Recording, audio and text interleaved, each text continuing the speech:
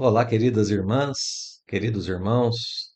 Estamos iniciando mais um estudo sobre o Livro dos Espíritos, aqui através do canal do NEP Paulo de Tarso. Sejam muito bem-vindos. Continuaremos a estudar agora a terceira parte de O Livro dos Espíritos, a terceira parte que nos ensina sobre as leis morais. Já vimos anteriormente uma introdução às leis morais, a lei natural, a lei de Deus, e agora começamos a estudar a lei de adoração. Hoje nós estudaremos as questões que vão de 658 até a questão 666. Essas questões do Livro dos Espíritos compõem o item que tem o título A Prece. A prece ainda dentro da lei de adoração. Muito bem, então nesse momento eu vou convidar os queridos amigos, as queridas amigas, a realizarmos a nossa prece inicial. Vamos todos juntos nesse instante, buscar uma posição confortável, vamos relaxar um pouquinho nossos corpos e vamos fazer aquele exercício agradável de colocar o nosso pensamento à disposição de Jesus. Todos nós imaginando o Divino Amigo bem pertinho de cada um, agradecendo pelo momento do estudo, pelo momento da reflexão, abrindo nossas mentes, abrindo nossos corações para os ensinos do Livro dos Espíritos, renovando assim nossas forças morais e físicas e permitindo assim que sejamos também instrumentos um pouco melhores na divulgação do Evangelho na Terra. Muito obrigado, Senhor Jesus, por todas essas bênçãos e que assim seja. Muito bem, meus amigos, nós começaremos então esse item, a prece. Nós que anteriormente já começamos a estudar a lei de adoração e vimos que esse estudo sobre a adoração e agora sobre a prece é um estudo muito importante para os nossos dias atuais, porque esse estudo nos leva ao entendimento de que a adoração, a prece, não são componentes de um misticismo estéril. Não. Mas são uma força dinâmica. É algo que nos impulsiona durante a vida. São realmente instrumentos importantes para a vivência na Terra no que diz respeito à melhoria de nós mesmos e à melhoria do nosso entendimento sobre a vida, a melhoria de nossas forças para o enfrentamento daquilo que o planeta de provas e expiações nos apresenta no nosso dia a dia. Então, nós estamos analisando a adoração e agora a prece sob a lente lógica do Espiritismo, sob a perspectiva de espíritos superiores, e estamos sendo assim impulsionados a conquistar instrumentos, conquistar meios para harmonia interior, diante de qualquer dificuldade que a vida nos apresente. Então, podemos agora começar a pensar, né, nas questões que vão de 658 a 666, lembrando que esse contexto está analisando os nossos deveres para com Deus, estamos estudando a primeira lei moral do Livro dos Espíritos e um dos aspectos da lei divina no seu contexto geral, né? A lei divina ou natural sendo explicada dentro de O Livro dos Espíritos como dentro do âmbito das leis morais e dentro do âmbito das leis morais um âmbito específico, o âmbito da adoração, sendo explicada de diversas formas, agora a prece. Então, nós, didaticamente, com o Livro dos Espíritos, aprendemos a lei divina em partes, né? Como a gente viu agora há pouquinho, né? Aquela divisão em 10 partes da lei natural. Mas a lei natural é uma só. Didaticamente, o Livro dos Espíritos nos explica por partes, para que nós possamos conquistar aos poucos essa harmonia interior, essa auto-iluminação. Bem, vamos então às questões, porque a gente tem bastante assunto aqui dentro desse item a prece, né, que é apresentado aqui. A gente nunca é demais lembrar que a prece é apresentada aqui no seu aspecto primeiro, né? São aqueles primeiros princípios que nós temos para aprender sobre a prece. Depois isso vai ser expandido, por exemplo, no Evangelho segundo o Espiritismo, nós temos os dois últimos capítulos do Evangelho dedicados a essa questão, a questão da prece. Vamos usar algumas partes do Evangelho no estudo de hoje, inclusive, para a gente poder aprofundar um pouquinho, para a gente poder abrir um pouco mais os nossos horizontes. Então vamos lá. Agrada a Deus a prece? Então, a prece aqui, na primeira pergunta, Kardec começa a analisar a prece diretamente no seu aspecto prático, no que diz respeito ao dever ao qual ela é relacionada, ou seja, ao nosso dever para com Deus. Bom, então quando a gente ora, quando a gente faz uma prece, a gente agrada a Deus, é como se Kardec estivesse perguntando o seguinte: nós temos uma prática aqui na Terra que é a prática da prece. Ela é útil, ela é eficaz para o cumprimento do nosso dever para com Deus? A gente está estudando a adoração, então, dever para com Deus, ali a gente tem a prece, ela agrada a Deus, ela é útil, ela é eficiente, ela é um bom instrumento, né? É isso que Kardec quer saber.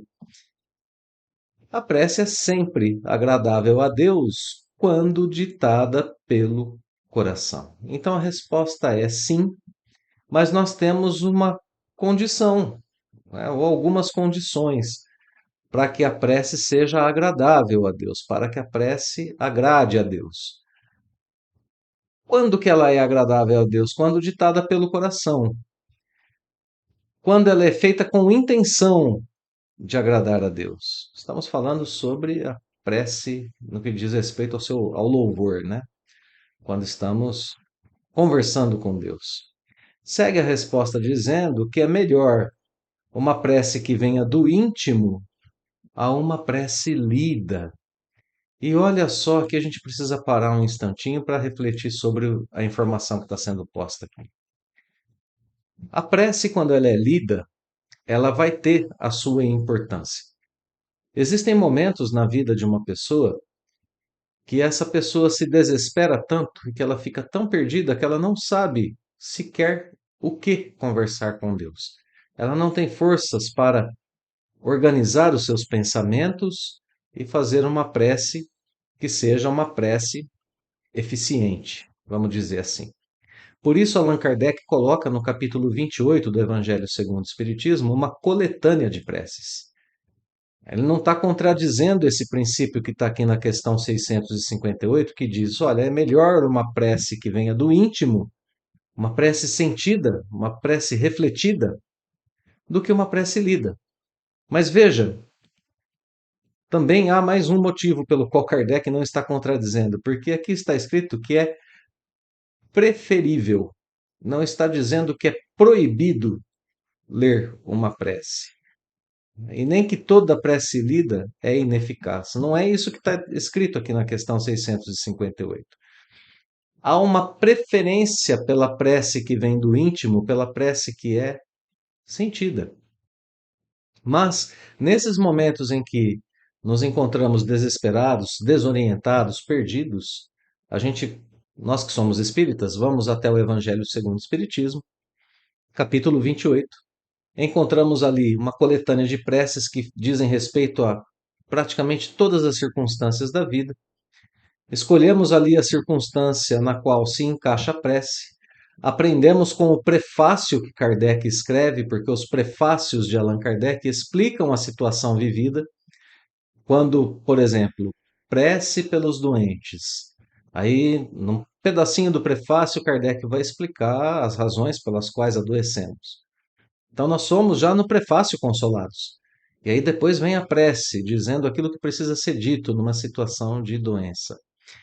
Então vejam, nesse momento de desespero em que a pessoa está sozinha e não consegue recursos próprios, ela pode recorrer a uma prece, lida, sem dúvida nenhuma.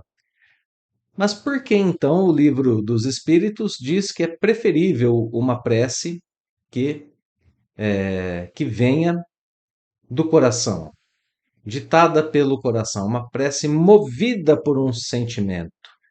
Isso está explicado aqui na questão 659, quando Kardec vai perguntar qual é o caráter geral da prece.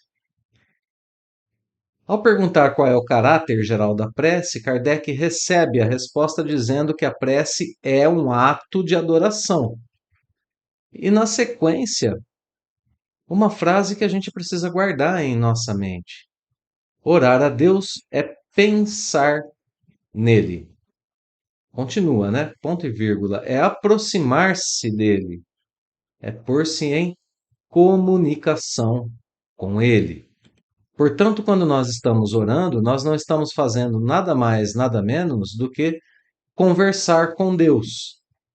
Então não há um isolamento entre a criatura e Deus, entre o filho e o pai, entre criatura e criador. Não há esse isolamento. Quando nós oramos, Deus ouve nossa prece. Nós estamos nos colocando em comunicação com o Pai Celestial. Veja como isso é importante, né? Estamos nos comunicando com a inteligência suprema, a causa de todas as coisas, a causa primária de todas as coisas. Então é por isso que quando a prece é sentida, quando ela é ditada pelo coração, ela ganha impulso. Ela ganha impulso porque esse ato de adoração é movido então por forças que vêm do pensamento, que vêm da emoção e que impulsionam essa prece, para usar uma linguagem figurada, obviamente, aos planos mais altos das esferas espirituais, ou se assim o quisermos, para a esfera celestial da vida maior. Essa prece é levada diretamente a Deus pelas forças do Espírito que assim age, que age com intenção de louvar a Deus, que age com emoção. Tem uma prece partindo do seu íntimo. Então é uma conversa de filho com pai, é uma conversa íntima, né? É uma conversa que abre as portas do espírito para a percepção de coisas maiores. É uma atitude, a prece dessa forma, é uma atitude, como a gente viu aqui, vou voltar um pouquinho na questão 659, é uma atitude que nos aproxima de Deus. Então, quando nós estamos no cumprimento das leis morais, nós estamos nos aproximando de Deus. Quando estamos no desespero, na incompreensão, na revolta, nós estamos nos afastando. E então aqui o papel da prece se faz belíssimo, porque a gente começa a fazer uma oração e esse caminho diminui. Se é uma oração que é movida por emoção, o caminho diminui ainda mais. Então o poder da prece vai aumentando conforme o espírito vai conseguindo ditar a sua prece pelo coração, ter intenção mesmo de se aproximar de Deus, né? Então, olha lá, vamos continuar a resposta, né? Então, é preferível uma prece lida, por mais bela que seja a prece lida. Porque muitas vezes a prece lida, na prece que a gente lê, acontece isso aqui que está também, que a gente está marcando aqui, né? A gente lê mais com os lábios do que com o coração. Estamos dizendo, muitas vezes, lendo a prece, dizendo palavras que são palavras que a gente está lendo ali, as palavras, mas o pensamento muitas vezes está em outro lugar. O pensamento está lá no saldo bancário, está no filme que está passando na TV. O pensamento muitas vezes está no jogo de futebol que virá, no compromisso de amanhã, no WhatsApp que acabou de vibrar ali do nosso lado e assim por diante, né? Então, é uma prece sem efeito, porque ela não está mexendo nem no nosso pensamento, não está movendo, não está sendo movida nem pelo pensamento, nem pelo coração, que são as duas grandes faculdades do espírito, né? Pensar e sentir. Olha lá, algumas condições ainda para a prece chegar a Deus, né? Ou agradar a Deus, ser eficiente, né? Como está escrito aqui na resposta. Quando ela é dita com fé, com fervor e com sinceridade. Então, a conversa com Deus tem que ser uma conversa daquele que acredita que essa conversa está sendo ouvida pelo Criador, daquele que move essas palavras, esses sentimentos, esses pensamentos com fervor e com sinceridade. A gente pode contar tudo para Deus. Tem gente que fica revoltada com Deus por causa de algum evento na sua vida. E se é uma conversa de pai com filho, lembremos, né? Estamos conversando com a inteligência suprema, que é única, que é suprema bondade e justiça e que sabe de todas as coisas. Sabe que estamos revoltados com ele. Então, nada melhor do que dizer na prece: Senhor, estou revoltado com o que aconteceu, estou revoltado. É uma prece, estou revoltado sim contra o Senhor. Me ajuda, Pai, a não estar. Me ajuda, Pai, a vencer esse sofrimento. Me ajuda a vencer esse sentimento. Já é o primeiro passo para a gente começar a vencer. Tá? Nos aproximando novamente de Deus. A gente pede a Deus a ajuda e ela virá, né? Então tem que ser uma conversa sincera. E não é porque a gente está com um sentimento ruim, era isso que a gente queria dizer com o exemplo, né? Não é porque estamos com um sentimento ruim que a gente não pode orar. É justamente nesse momento que a gente mais precisa fazer a prece. Então, se a prece precisa ser sincera, que ela expresse isso, porque ela é uma forma de autoconhecimento também, meus amigos. Se nós formos capazes de dizer a Deus o que está acontecendo, nós damos nome para o nosso sentimento. E ao nomear o nosso sentimento, nós nos tornamos mais hábeis para lidar com ele. Eu passo a ter consciência do que está acontecendo. E aí eu passo a tratar melhor esse sentimento, né? Olha lá, o que não funciona, né? A prece do homem fútil, do homem orgulhoso, do homem egoísta. Não funciona. A menos que, até essa pode funcionar, quando ela signifique de sua parte um ato, olha aqui, sincero de arrependimento e de verdadeira humildade. Então, se o homem fútil, o egoísta e orgulhoso se arrependeu, ele humildemente se volta a Deus e faz as suas pazes com o poder supremo da criação. Então, olha lá, né? Nessa questão 658, nós temos todas as condições para que a nossa prece chegue a Deus em qualquer momento da nossa existência. Qualquer momento da nossa existência. E notemos que o que está sendo tratado aqui são elementos internos. Como nós já vimos anteriormente, nós não precisamos estar em um templo, não precisamos de rituais, de nada precisamos a não ser das forças bem dirigidas das nossas faculdades, para a faculdade de pensar e sentir, como nós vimos aqui na questão, a boa intenção, o bom sentimento, a conversa sincera, a fé, o fervor, a sinceridade. E no caso de termos errado, no caso de estarmos num caminho ruim, o arrependimento e a humildade. Essa prece é a prece que vai chegar a Deus. Bem, como nós já adiantamos, né, Kardec pergunta aqui então se a prece é eficiente no que diz respeito à lei de adoração e logo na sequência o que ela é, qual é o seu caráter geral. Já vimos uma parte, a parte da definição. A prece é primeiramente um ato de adoração, ela se dá quando nós pensamos em Deus, e é muito importante que a gente aprenda, né? O que é a prece? A prece é um pensamento dirigido a Deus. É isso que é a prece, é um ato de adoração quando dirigimos nosso pensamento, por que não dizer, né, apoiados na questão anterior, nossos pensamentos e sentimentos a Deus. Isso nos aproxima de Deus. Isso faz com que nos comuniquemos com Ele. Bom, então aqui a parte da definição da prece. E um pouco à frente, um pouco adiante, as suas características secundárias, né? O que que a gente pode fazer durante a prece? Melhor dizendo até, do que características secundárias, né? Quais são os tipos de prece? Melhor dizendo ainda. Louvar, pedir, agradecer. É uma prece que simplesmente louva a Deus, Senhor, meu Pai, Criador de todas as coisas. Quão bom és. Pronto, já fiz uma prece de louvor a Deus. Pedir. Pedir nós sabemos bastante, não vou dar exemplo. Todos nós temos exemplos né, é, aos montes em nossas vidas, né? Temos diversos exemplos de preces pedindo, a gente pede o tempo todo a Deus. E aquela que muitas vezes pode ser um treinamento para a maior parte de nós, a prece de agradecimento. Essa a gente ainda precisa treiná-la, né? Um desafio interessante é ao final do nosso dia, quando formos fazer a nossa prece, buscarmos em nossa memória um motivo para agradecer. Um motivo para agradecer todo dia.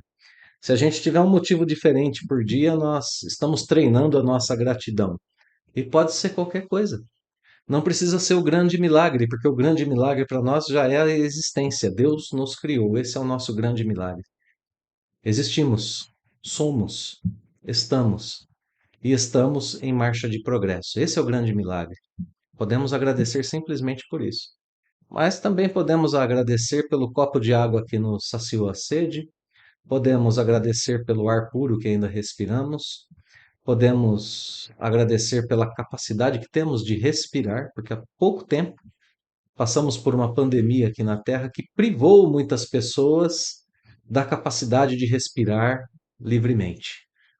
Então, são diversos motivos para agradecer nas coisas mais simples.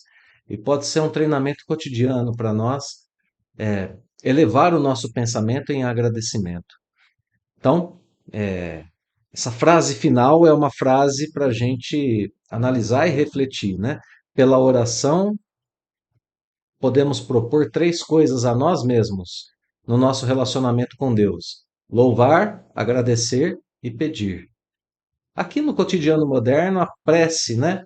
Como esse ato de elevar pensamento, significa para a gente a capacidade de sintonizarmos com a maior fonte de poder do universo e de assim trazermos equilíbrio para o nosso ser, para a nossa existência. Nós temos um comentário precioso de Leon Denis no livro Depois da Morte. Nessa obra, Leon Denis escreve que existem pessoas que desdenham a prece. Elas consideram a prece como algo banal, como algo ridículo. E Leon Denis escreve que essas pessoas fazem isso, têm essa atitude, talvez porque jamais oraram ou porque jamais tenham sabido a forma correta de orar. Porque muitas vezes são palavras ditas sem convicção, são palavras, textos intermináveis, escritos com palavras belíssimas, às vezes em línguas que a pessoa não entende, e ali elas vão dizendo essas palavras que nada significam às suas mentes e aos seus corações. Então, Leon Denis escreve para a gente e explica que a prece é uma elevação acima de todas as coisas terrestres. A prece é um ardente apelo às potências superiores. É um impulso, um voo para regiões que não são perturbadas pelos murmúrios, pelas agitações do mundo material, e onde o ser bebe as inspirações que lhe são necessárias. Belíssimas palavras de Leon Denis, abrindo os horizontes, né, do significado do que a gente leu aqui na questão 659. Leon Denis ainda nos diz que quanto mais sincero é o apelo da prece, mais distintas e esclarecidas se revelam as harmonias, as vozes, as belezas dos mundos superiores para aquele que faz a oração. E ele escreve ainda que é como se uma janela se abrisse para o invisível, para o infinito, pela qual o espírito percebe então mil impressões consoladoras e sublimes. Então ali o espírito impregna-se, embriaga-se, retempera-se como um banho fluídico regenerador. São palavras de Leon Denis, nos dando uma ideia do que significa uma prece bem executada, uma prece bem entendida, uma prece bem sentida, o hábito desenvolvido, né, da prece, que precisa ser muito bem tratado por todos nós, esse hábito nos purifica, nos eleva, melhora a todos nós e nos leva a uma vida mais tranquila, mais serena, né? Então, com essas palavras de Leon Denis sobre a questão 659, nós temos agora também uma ideia sobre a importância de desenvolvermos o hábito, já que o Livro dos Espíritos está nos oferecendo até aqui o como. Leon Denis nos ajuda, né, dizendo, olha, não adianta as palavras longas, as palavras rebuscadas, os belos poemas, se eles não tiverem sentido para aquele coração e para aquela mente que está orando. Então é bom que a gente aprenda a fazer o exercício de comunicação com Deus, de fato, elevando o nosso pensamento, adorando, né? Seja louvando, pedindo ou agradecendo. O importante é pensar em Deus, é aproximar-se dele, é comunicar-se com ele com frequência. Isso vai ali sublimando as nossas preces e nos colocando em harmonia com leis poderosas do universo, da criação, né? Muito bem, vamos continuar um pouquinho então. Olha a pergunta que Kardec faz, a gente acabou quase de responder, né? O homem que faz prece se torna uma pessoa melhor, se torna um homem melhor? A gente já praticamente respondeu isso com as nossas reflexões e com Leon Denis. O que Kardec está perguntando aqui é uma pergunta que pode ser traduzida de uma outra forma. A prece é um elemento transformador? A prece é um instrumento de progresso? Né? Sim, a prece é um instrumento de progresso. E aqui são retomadas as virtudes que já foram, né, colocadas anteriormente, mas são colocadas aqui, retomadas as virtudes que fazem com que a prece tenha esse efeito, o efeito de tornar o homem um homem melhor. É preciso orar com fervor e confiança. Fervor e confiança. A palavra fervor é uma palavra muito bonita, né? A palavra fervor nos dá a ideia de, quando a gente fala em fervor, eu acho que a primeira imagem que vem na mente da maioria, pelo menos, de nós, é a ebulição. É uma água que está ali fervendo, né? A gente tem essa imagem das bolhas subindo, né? É, e desse fenômeno que é a ebulição da água, né? Pelo calor, a gente diz que a água está fervendo, né? Quando ela está nesse estado. E a gente pode comparar um pouco isso com a alma, né? Com o espírito. Um espírito em fervor, ele está em estado de ebulição. Eu vou usar palavras melhores, né? Obviamente, só queria usar a imagem da água fervendo, mas a pessoa que está em prece, ela tem o seu espírito em estado de ardor, de entusiasmo, intenso entusiasmo, né? De uma dedicação plena àquilo. E, e é isso que significa orar com fervor. O espírito que sente, né? Como a gente viu ali há pouco, na questão 658. Então, a primeira qualidade a ser desenvolvida é ter esse entusiasmo ao orar. Permitir que o espírito sinta que a sua prece será ouvida por Deus. Meus amigos, a prece é uma comunicação com Deus, é uma linha direta com o poder maior que existe. E ele é suprema bondade e justiça. Não nos preparamos aqui na Terra para eventos com pessoas importantes? Quando nós vamos encontrar pessoas aqui na Terra que nós admiramos, nós nos preparamos, estamos ansiosos para esse encontro, desejamos esse encontro. Chegamos para esse encontro repletos de alegria, de ansiedade para esse encontro. É o espírito em fervor.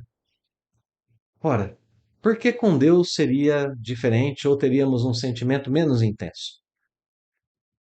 É porque eu acho que falta para a gente, talvez, essa compreensão do que está realmente acontecendo quando nos colocamos em prece. Nós estamos conversando com Deus. Que alegria é conversar com Deus. As nossas soluções, orientações, consolos estão todos nas mãos dele. Então, é por essa conscientização que a gente vai desenvolvendo o fervor. A confiança é uma outra palavra para fé, né? Fé, fervor, sinceridade. Aqui nós temos de novo o fervor e a confiança. Eu estou voltando aqui a resposta da questão 658, né? Estou marcando aqui. Fé, fervor, sinceridade. Aqui na 660 volta o fervor e a confiança. Então, quem tem fervor e confiança se transforma em uma pessoa mais forte contra as tentações do mal e Deus lhe envia bons espíritos para assisti-lo. Olha só o resultado. A pessoa se fortalece e, além de se fortalecer, ainda é ajudada. Olha como termina, né? A questão 650. Este é um socorro que jamais se lhe recusa, quando pedido com sinceridade. Voltamos a ter aqui as três virtudes novamente, né? Fervor, confiança, sinceridade, na 660, fé, que tem como uma de suas facetas a confiança, fervor e sinceridade. Quando a gente estuda, né, o capítulo relativo à fé em O Evangelho segundo o Espiritismo, a primeira faceta da fé que aparece é justamente a confiança. Então, fé e confiança são sinônimos. Fé, fervor e sinceridade. O socorro que jamais se recusa fortalece-se o espírito que ora e ele recebe a ajuda dos bons espíritos. Aqui eu vou fazer uma breve pausa para a gente fazer para a gente fazer uma visita rápida ao Evangelho segundo o Espiritismo, capítulo 27, que também trata sobre as preces. A gente tem uma frase que é muito famosa sobre a prece, né? Concedido vos será o que quer que pedirdes pela prece. E é claro que aqui é um princípio geral, né? Não é uma ideia de fato. Não é que a providência divina vai atender todo mundo que pedir qualquer coisa. Não se trata disso. É no sentido de que a prece será ouvida, que ela será analisada e que, ouvida e analisada, no mínimo o que a pessoa terá de volta será fortalecimento e ajuda dos bons espíritos. Ela será atendida. Toda prece é atendida no mínimo com isso. Mas ainda nesse capítulo 27 do Evangelho segundo o Espiritismo, lá no item 7, a gente tem três coisas que nós pedimos a Deus e que jamais é negado. Eu gosto de prestar atenção, né? E de chamar a atenção nesses estudos para algumas palavras. Na questão 660, olha só, o socorro que jamais é recusado. Toda vez que a pessoa ora, ela recebe esse socorro. Lá no capítulo 27, item 7 do Evangelho segundo o Espiritismo, tem três coisas que nós pedimos e que Deus também jamais nos nega. Está escrito exatamente assim no capítulo 27. O que Deus concederá sempre se pedirmos com confiança, ou seja, com fé, né, é a coragem, a paciência e a resignação. E pode parecer num primeiro momento que isso seja pouco. Coragem, paciência e resignação. Mas eu vou deixar um exercício para os amigos em casa. Vamos buscar em nossas mentes momentos difíceis da nossa existência, momentos de sofrimento, de aflição, de indecisão, e vamos pensar se durante esses momentos nós tivéssemos tido um pouco mais de coragem, um pouco mais de paciência, um pouco mais de resignação, se nós não teríamos atravessado de forma melhor, mais rápida e mais eficiente esses momentos difíceis. Vamos refletir um pouco sobre isso depois? Não é pouco, meus amigos, é muito, é muito. São tesouros do espírito que nos fazem certamente nos transformarmos em pessoas melhores, em pessoas mais experientes, mais aptas aos enfrentamentos gerais da vida, né? Bom, então se é assim, Kardec, na sequência, já pergunta a hora. Bom, então se a prece torna o homem melhor, ou é que certas pessoas que oram muito ainda são pessoas de mau caráter, ciosas, invejosas, impertinentes e algumas até viciosas? Por que isso acontece? Porque parece que há uma incompatibilidade entre a prece e o comportamento vicioso, e realmente, de fato, tem que haver, né? A prece é uma aproximação de Deus pelo pensamento, e ainda assim o comportamento vicioso está lá. Por que isso acontece? Kardec pergunta. E aí os espíritos vão responder que é porque talvez essas pessoas orem muito, mas não orem bem. Não sabem orar, como Leon Denis ensinou, como o Livro dos Espíritos está ensinando, como o Evangelho segundo o Espiritismo está nos orientando, né? Essas pessoas pensam que o mérito da oração está no tamanho da prece. Ficam horas orando. Só que elas fecham os olhos para os seus próprios defeitos. E aqui a gente tem a identificação do problema em geral, né? Preces longas que não trazem a consciência das próprias imperfeições. São palavras ditas sem um significado profundo do autoconhecimento ou do pedido de ajuda que realmente é necessária, ou do louvor sincero, né? Então as pessoas fecham os olhos para os seus próprios defeitos, começam uma prece longa e não têm coragem de dizer a Deus que estão, como a gente dizia agora há pouco, revoltadas com a vida, inseguras, ansiosas. Ora, é preciso abrir o coração a Deus e pedir, e fazer a prece da forma mais eficiente, né? A prece para outras pessoas é uma ocupação, um emprego do tempo, nunca um estudo de si mesma. Está identificado aqui qual é o grande problema que torna pessoas que oram muito, que tornam não, né? Que permitem que pessoas que oram muito ainda sejam pessoas viciosas e de mau caráter. É por isso, porque ao orar não fazem estudo de si mesmas.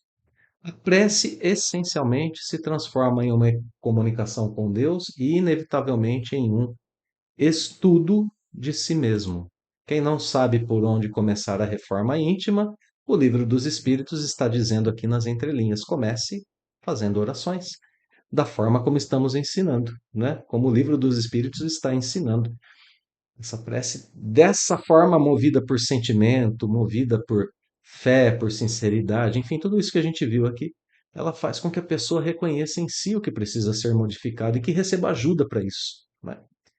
A ineficácia em tais casos não é remédio, não é do remédio, perdão, e sim da maneira por que o aplicam. Então, a ineficácia, né, não é da prece, mas do modo pelo qual ela é usada.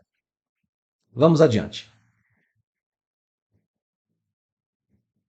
Poderemos utilmente pedir a Deus que perdoe nossas faltas? Tem utilidade pedir a Deus perdão de nossas faltas, né? Utilidade do pedido de perdão. Eu vou voltar o texto aqui um pouquinho, porque nós já temos uma resposta aqui que foi uma resposta breve, mas uma resposta que nos indica o caminho. Na questão de abertura, questão 658 nos disse que o homem fútil, orgulhoso e egoísta é tem a sua prece reconhecida por Deus se for um ato de arrependimento e de humildade. Não é isso? A resposta já foi dada, né? Deus sabe discernir o bem do mal. Deus sabe quando é um ato de arrependimento e de humildade. Aí vai ter utilidade. A prece não esconde as faltas, ela precisa ser um estudo de si mesmo, realizado pela pessoa, por isso arrependimento e humildade, né?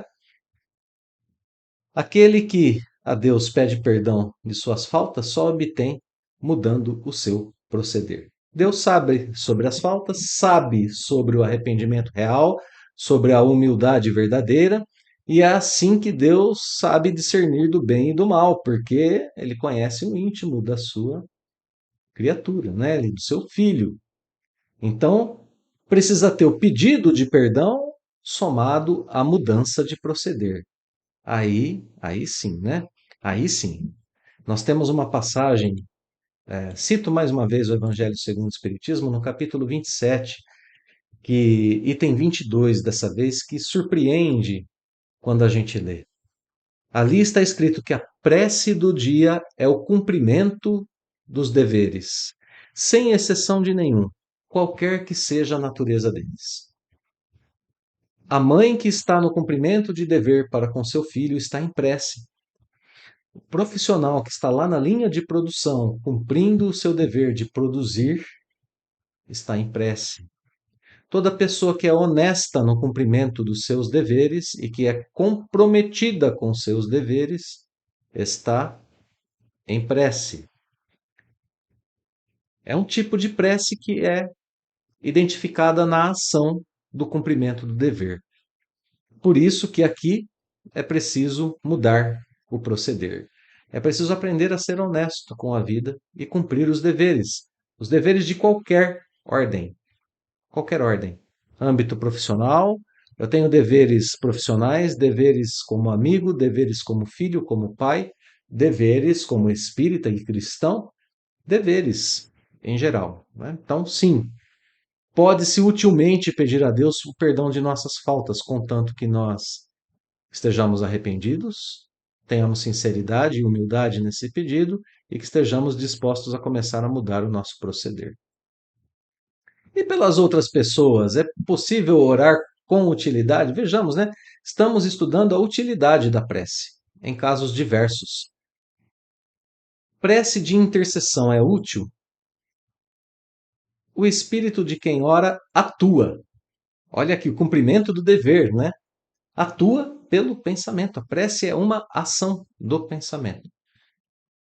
Atua pela sua vontade de praticar o bem. Então ele mexe no pensamento. A prece movimenta o pensamento, movimenta o sentimento, movimenta a vontade no sentido de praticar o bem. E assim atrai os bons espíritos que querem fazer o bem. Então, sim, pode-se orar com utilidade pelas outras pessoas? Sim, né? E aqui está explicado o mecanismo. Orar é igual a agir. Por isso dizíamos no início do nosso estudo que a oração para a doutrina espírita não é um elemento místico, não tem nada a ver com misticismo, é uma força dinâmica a oração. Ela movimenta e é movida pelo pensamento, pela vontade, pelo sentimento. E essas faculdades do espírito movem fluidos que podem ser utilizados por bons espíritos e podem ajudar outras pessoas. Kardec vai comentar dizendo que o pensamento e a vontade representam em nós um poder de ação. Olha aqui, né? Está no campo da ação e não do invisível e não das coisas místicas. Ação que alcança muito além dos limites da nossa esfera corporal. Sendo assim, é claro que ela é útil para as outras pessoas. Se for ardente e sincera, né, de novo aqui as virtudes para se orar, vai trazer o auxílio de bons espíritos, que virão sugerir bons pensamentos e dar força aos que necessitem, tanto para o corpo quanto para a alma. Aqui, ainda, a prece do coração é tudo, a dos lábios nada vale. Sempre lembrando esses princípios, né? Sempre lembrando esses princípios. Então, aqui, questão 662. É útil orar pelas outras pessoas? Obviamente. E não só responde que sim, como explica o mecanismo, né? Vamos lá, questões finais do estudo de hoje, questão 663. Podem as preces que por nós mesmos fazemos mudar a natureza das nossas provas e desviar-lhes o curso? Essa resposta é belíssima. O que Kardec está perguntando aqui é: quando eu oro a Deus diante de uma dificuldade muito grande e eu peço a Ele, Senhor, tira da minha frente isso, eu não suporto mais, isso pode acontecer? Porque o espírita, né, nós espíritas sabemos que temos planejamento reencarnatório, que temos lei de causa e efeito, que temos a famosa frase na doutrina que diz: plantou tem que colher, e a gente fica às vezes refém, né, de pensamentos que dizem: olha, a pessoa está passando por isso porque ela tem que passar por isso. E lá no capítulo 5 do Evangelho segundo o Espiritismo, nós já somos orientados de que temos o dever de auxiliar as pessoas. Nós temos o dever cristão, espírita, de auxiliar as pessoas, de consolar, de diminuir o seu sofrimento. Ora, se essa missão é dada a nós, imagine o que Deus faz por nós, né? Mas aí a gente precisa entender bem a ação que acontece em nosso favor. Vamos lá. As nossas provas estão nas mãos de Deus. Começa por aqui. A decisão final é dele. Existem algumas que têm de ser suportadas até o fim. E agora eu fiz questão de grifar aqui, até numa corzinha diferente para a gente ver, que existem algumas provas que precisam ser suportadas até o fim. Não todas. Não todas. Algumas. Algumas. E Deus sempre leva em conta a nossa resignação. Sempre leva em conta a nossa capacidade de compreender a situação e de fazer o máximo possível para sairmos dela sozinhos. Isso aqui é resignação.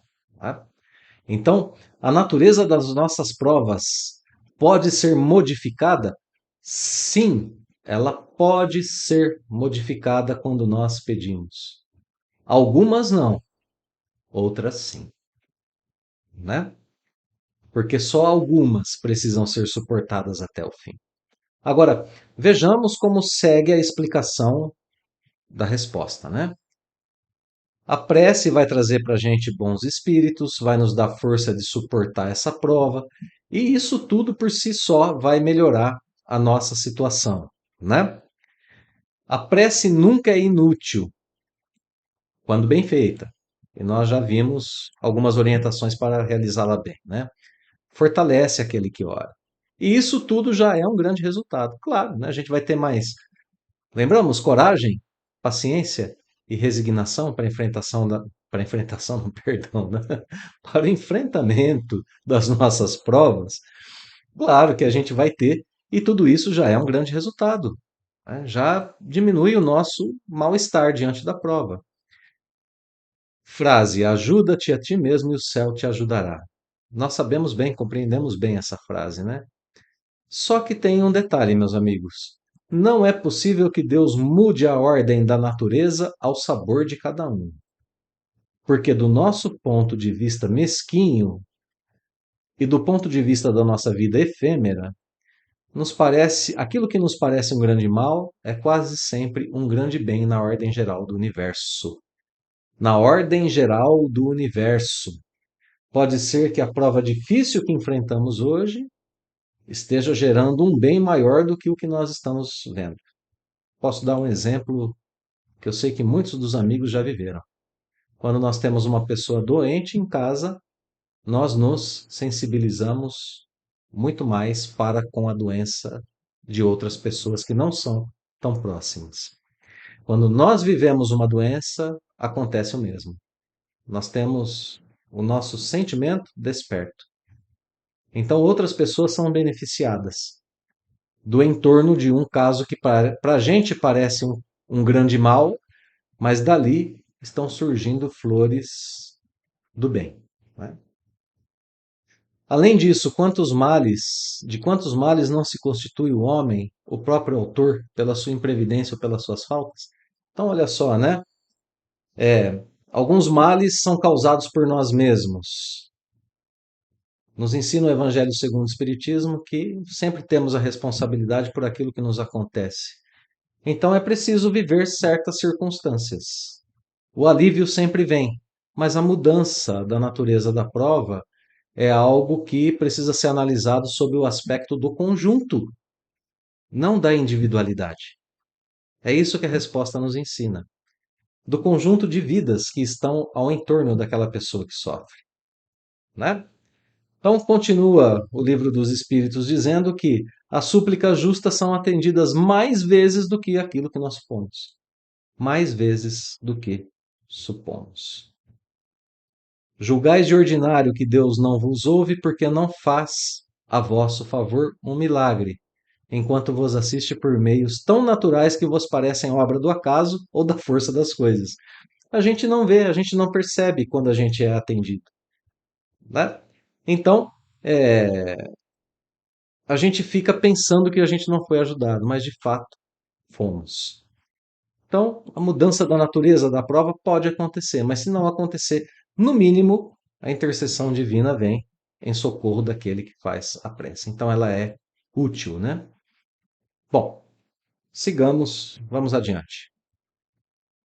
Terá utilidade orar pelos mortos e pelos espíritos sofredores? Notemos o argumento que vem na sequência da pergunta, né? E nesse caso, como podem as preces proporcionar alívio e abreviar os sofrimentos? Têm elas o poder de abrandar a justiça de Deus? Olha o argumento utilizado por Kardec. Eu oro, a minha prece proporciona alívio, mas como, né? Ele quer saber como. É, aos espíritos sofredores, aos que estão no plano espiritual, e dessa forma elas abrandam a justiça de Deus. Parece que há uma incompatibilidade, parece que o poder da minha prece é maior do que o poder da justiça de Deus. Olha o argumento que Kardec coloca, né? Para a gente pensar, refletir e entender mais um pouquinho sobre como funciona a questão da prece diante da justiça divina. A prece não muda os desígnios de Deus. Então, não há incompatibilidade. O poder da minha prece não é maior do que o poder de Deus. Ele é o poder supremo, né? Mas a alma por quem se ora experimenta alívio, porque recebe um testemunho do interesse. Ela recebe um testemunho de amor, um testemunho de amizade, um testemunho de alguém que se importa. E só por isso ela já recebe alívio, né? Isso não muda a lei divina. O alívio vem pela constatação que o espírito sente de que é amado. Olha só, continua a explicação.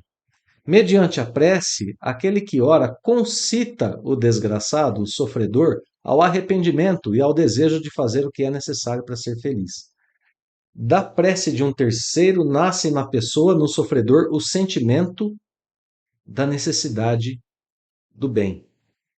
Nesse sentido é que se lhe pode abreviar a pena, se por sua parte ele secunda a prece com boa vontade. Não é exatamente o que a gente aprendeu agora há pouco. Ele se arrepende, tem humildade para retomar o caminho, se quer refazer, pronto, né? Pronto. Está tudo resolvido. Isso não é contra a lei divina, pelo contrário, né? É justamente o que Deus espera de nós. Termina a resposta dizendo: Jesus orava pelas ovelhas desgarradas, mostrando-vos desse modo que culpados vos tornaríeis, perdão, se não fizesseis o mesmo pelos que mais necessitam das vossas preces. Essa resposta, meus amigos, está aqui numa notinha de rodapé, é do Espírito São Luís, tá? Questão 664. E a questão 660 e a resposta à questão de número 665, está aqui a notinha 16, né? Também é uma psicografia, né? Senhor Monod, espírito, pastor protestante em Paris.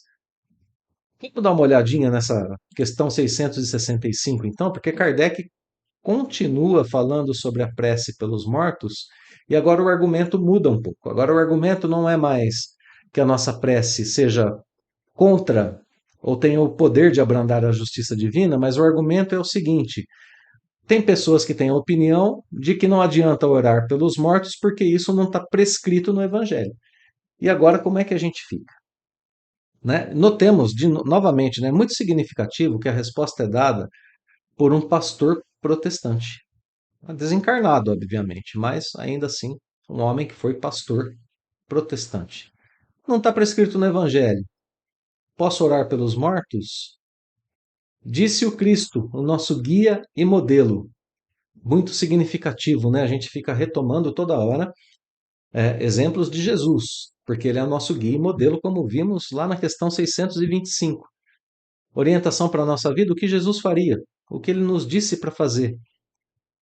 Aos homens disse o Cristo, amai-vos uns aos outros. Essa recomendação, né, diz ao homem que ele tem que pregar todos os meios possíveis para testemunhar afeição ao seu próximo. E, se é todos os meios possíveis, não há minúcias quanto à maneira de atingir esse fim. Portanto, né, não está no Evangelho, eu não preciso fazer? Não, eu tenho um meio para mostrar afeição ao meu próximo, que é orar por ele, mesmo que ele esteja desencarnado, não é mesmo? Retoma aqui a questão do testemunho. Testemunho que forçosamente contribuirá para suavizar os sofrimentos e consolá-lo. Isso já foi dito na questão anterior. Desde que ele manifeste o mais ligeiro arrependimento, mas só então é socorrido. Então, outra vez, né? Completa aquilo que foi dito na questão anterior. Só, e o só está grifado aqui por Kardec, né? Está colocado em itálico para a gente ver. Só então é socorrido, se ele se arrepende. Então a nossa prece alivia, mas o uso do livre-arbítrio do outro é preservado e a lei divina também, né? Porque a gente tem um princípio, né, na frase de Jesus: usar todos os meios, a mais uns aos outros, usa todos os meios. Prece, inclusive pelos mortos, pelos desencarnados, é um desses meios. Bom, mecanismo explicado, né? Daí resulta necessariamente de sua parte um sentimento de gratidão e afeto pela prova de amizade ou piedade. Em consequência, crescerá num e no outro, nos dois, reciprocamente o amor. Então veja que a prece é benéfica, né, para aquele que faz e para aquele que recebe. Então, é importante, né, que a gente tenha percebido que, voltando aqui um pouquinho na questão 664, quando Kardec perguntou como, é necessário que percebamos o como. Aqui, né? A prece modifica os dois, transformando pensamentos, transformando sentimentos, transformando é, a vontade. Ou seja, trabalhando no mundo interior do espírito que ora e do espírito que recebe a prece. Né? Um é levado ao arrependimento, aos bons atos. O outro reforça em si o amor que já tem, o afeto que já tem. Porque, olha que coisa interessante, né? Ele está em comunicação com Deus e em exercício de amor para com o próximo, seja encarnado ou desencarnado, ou seja, consigo mesmo. Então a prece contempla todos os âmbitos de relação da vida quando ela é feita, realizada, dessa forma que o Livro dos Espíritos está nos ensinando. Muito bem. Questão final aqui sobre a prece. Ou melhor, antes de irmos para a questão final, eu acho ainda de grande utilidade fazer menção a, ao item 33 do livro Religião dos Espíritos. É um texto do Espírito Emmanuel, Oração e Provação. É um texto em comentário à questão de número 663 do Livro dos Espíritos, que a gente leu agora há pouco, né? Eu vou voltar aqui um pouquinho à questão, para a gente relembrar, quando Kardec perguntava se a prece por nós mesmos muda a natureza das nossas provas. Bem, meus amigos, eu guardei para esse momento, antes da última questão, esse comentário de Emmanuel, porque agora a gente já entendeu a prece que fazemos por nós mesmos, diante das provas, pelos desencarnados, pelas outras pessoas, e eu gostaria de ler algumas passagens aqui de Emmanuel, porque elas ilustram muito bem o que a gente estudou, né? Então o título é Oração e Provação. A oração não suprime de imediato os quadros da provação, mas renova-nos o espírito, a fim de que venhamos a sublimá-los ou removê-los. Repara o caminho que a névoa amortalha, quando a noite escura te distancia do sol. Em cima, nuvens extensas furtam-te aos olhos o painel das estrelas, e embaixo, espinheiros e precipícios ameaçam-te os pés. Então, é um quadro de perigo tanto em cima quanto embaixo, né? Que Emmanuel está descrevendo para a gente. Debalde, à toa, né? Sem sucesso, consultarás a bússola que a treva densa embacia.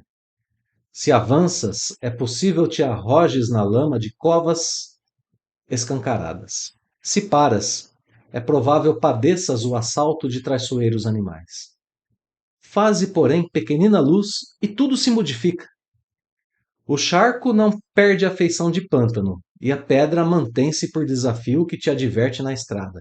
Entretanto, podendo ver, surgirás transformado e seguro para seguir à frente, vencendo as armadilhas da sombra e as aperturas da marcha.